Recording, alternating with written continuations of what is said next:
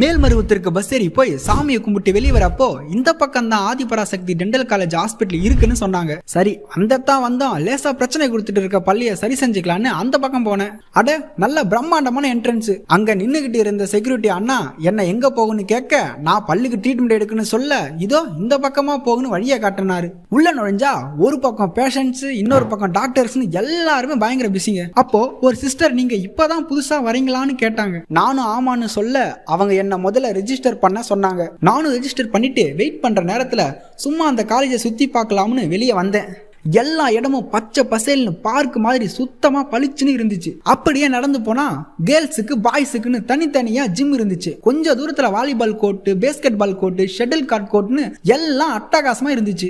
அங்க வந்த ஒரு ஸ்டூடெண்ட் கிட்ட என்ன ப்ரோ உங்க காலேஜ்ல ஸ்போர்ட்ஸ் ஜிம்னு கலக்குறீங்க, இங்க படிப்பெல்லாம் எப்படின்னு கேட்டதுக்கு கொஞ்சம் இங்க வந்து பாருங்க ப்ரோன்னு ஒரு போர்டை காமிச்சாரு. அது அவங்க காலேஜ் ஸ்டூடெண்ட்ஸ் படிப்புல வாங்கின மெடலிஸ்ட். அப்பதான் தெரிஞ்சது இங்க பசங்க படிப்புலயும் கில்லின்னு. கூடவே ஒரு எக்ஸ்ட்ரா விஷயத்தையும் சொன்னாரு. அது என்னன்னா நம்ம இந்தியாவில் இருக்க டாப் 40 டென்டல் காலேஜில் நம்ம ஆதிபராசக்தி டென்டல் காலேஜும் ஒன்றுன்னு சொன்னார்.